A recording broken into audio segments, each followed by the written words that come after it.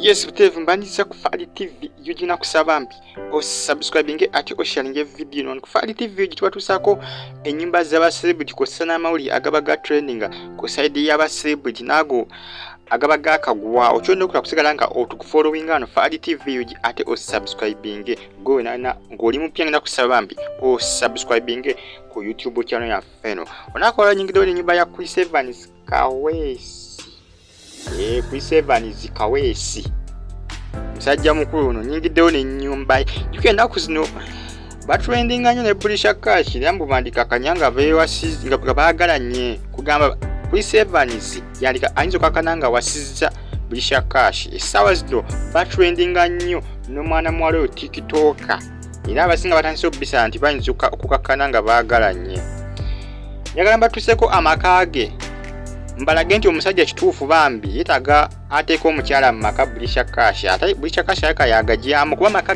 ganyirira nnyo ga mutawana nnyo ngenda kusaba mbi osubscribinge ate osharinge video eno stay on YouTube platform omusajja yakolamu kuli Evans njagala mbalage amaka ge myaka 34 myaka 34 egy'obukulu Chris Evans yazalibwa mu 1987 era nga nationality ye Munnayuganda kituufu era kimanyikiddwa ekyo nti Chris Evans Munnayuganda era nga bagamba yasomerako ku ssomero erya St. Mary's Boarding Secondary School wali ekitendeka Jansi mu disitulikiti y'e Wakiso amasomero mangi nnyo gasomeddeko era nga bagamba omulimu gwe gwa buyimbi nga bwe mukitegeera gwa buyimbi abo bagamba bambi bazadde be yazalibwa omwami ayitibwa Kakooza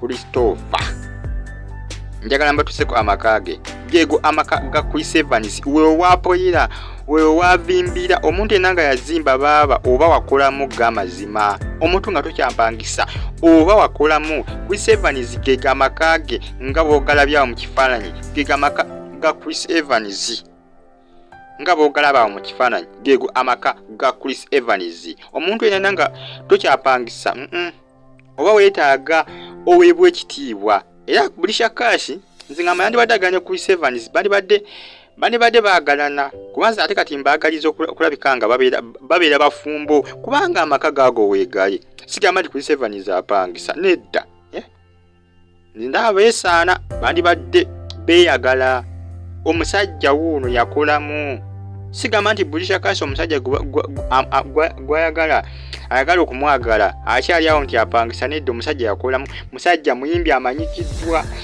musajja amanyikiddwa Uganda yonna eno kusa n'ebweru waayo nti muyimbi w'amaanyi ndowooza olengedde amaka musajja yakolamu abasajja balina sente lengera gwa amaka laba amaka ga Chris Evans abadde tamanyi maka ga Chris Evans toddamu kwebuuza geego amaka ga Chris Evans bagamba Chris Evans bambi maama we yafa akyali bujji yali akyali muto bambi yali akyali muto era Chris Evans ono obulamu bwe tebubadde bwangu nnyo bambi okutuuka awo waali tebibadde byangu bwe ndaba wani lifestyle we bwe nonyinza no ku life ku background ebandaga nti obulamu bwe bambi tebubadde bwangu maama yafa akyali muto ng'akyali bujji ng'akyali baby ate taata ye yafa ali myaka 13 ku 14 egy'obukulu era bagamba yesasuliranga school fees okulabika ng'ayimirizaayo emisomo gye n'okutuuka awo yatuuka okusoma abazadde bonna baafa nga bambi akyali muto era bagamba Chris Evans atobye n'ensi eno okulabika nga abeerawo school fees kati ng'omuntu wona apakasanga yakolanga emirimu egy'enjawulo n'asobola okulabika nga yeeweerera olw'ensonga nti abazadde bambi yali talina era nga bagamba he was admitted to Makerere University on Uganda government scholarship to study agriculture era nga bagamba yagenda ku Makerere University government yamuwa scholarship yafuna scholarship n'agenda ku Makerere University ng'agenze kusoma bya bulimi era musajja mukulu no mulimi nnyo